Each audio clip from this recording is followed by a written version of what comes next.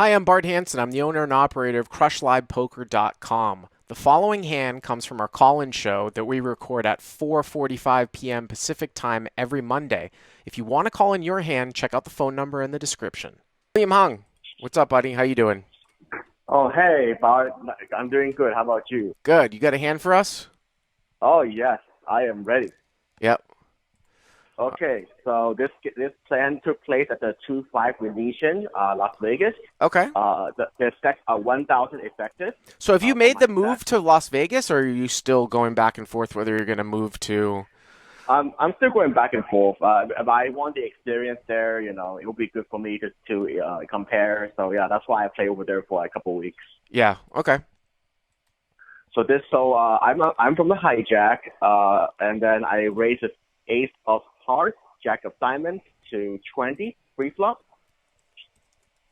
Okay. Only the big blind calls. So with the pot, it heads up, and there's 47 in the pot. Okay, so there's 47 in the pot, and obviously the rake, we talked a little bit about that. It's much lower, right, in Las Vegas compared to LA. Yeah, it's like a staggering rate. So they took maybe like a few bucks. So I'm looking at something like 45 Okay, into the flop. so you Yeah. raise ace jack off in the hijack and the big blind calls. Okay. Yes. Yep. And the flop is king of clubs, five of clubs, nine of spades. King of clubs, five of clubs, nine of spades. Okay. The big blind check. Yep. I chose to go for a small sizing, 15, and then the big blind calls. So I remember seeing this texture when you wrote this in.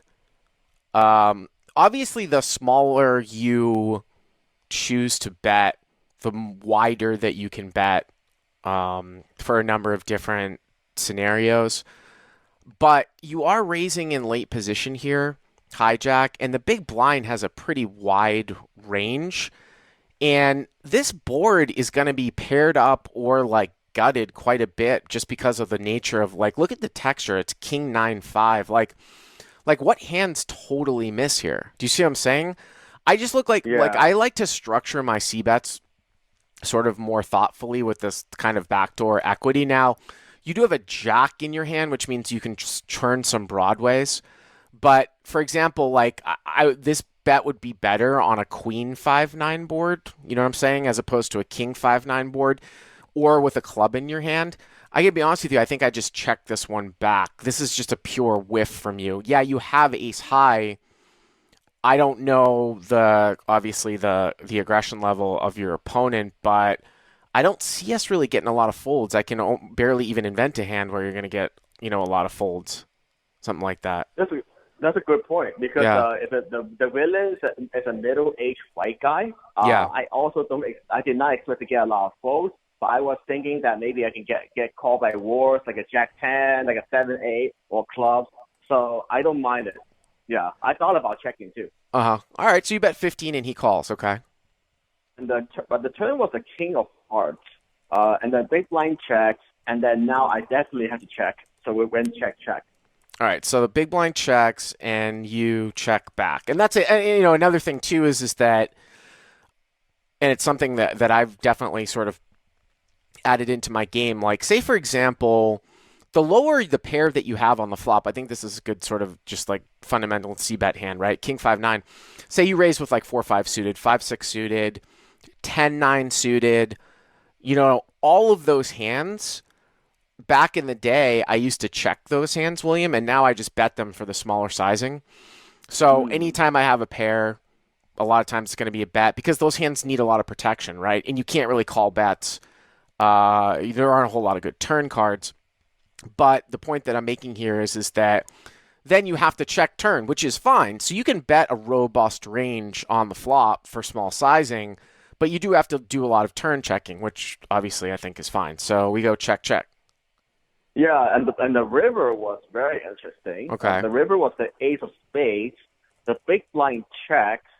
I decided bet for value, really small, 25 into 72. Okay. And then the big blind check raise to 105. And then I don't know what to do. Okay. So check, check. Now the river's an ace of spades, right? And now he Yes, checks. yes, So, I mean, the pot is about $60, right? something like that, 20, 40, or yeah, 65. You decide to bet 25 here, and now he Mm. check raises you to 105. I mean, I wonder if your small sizing might have induced anything. I mean, as a default, to be perfectly honest with you, um, there's, obviously the frequency of somebody check raising on the river is very, very small. The thing that I don't necessarily, I mean, here's it. Put it this way, like if the river was some blank card, right? Say instead of you having like ace jack, you had like pocket queens, okay? And you took the Yeah. same line, bet flop check turn, and now the river was like a four, an offsuit four, and he checked, and you bet, and he check raised. That would be more full of shit to me if the river was a four with a hand that you were betting for value. Because if he has a king, like he's not gonna expect you to bet. But here with the river being an ace, a lot of people in your spot will try to represent an ace, right? If they have air, or they Yeah. might be thin value betting like you are here. So I can certainly, it actually does make sense that he might have a king here in this particular Mm. spot. Now, I mean, Mm. you bet 25 into a pot of, 65, so that's 80, and then he makes it 105, so it's like 195, like 80 to call, something like that. You're getting 2 to 1. Yeah. I would probably just give this one up.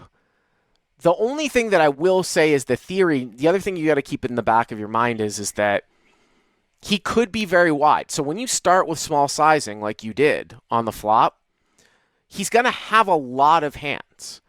Whereas if you had just bet like 30 or 40,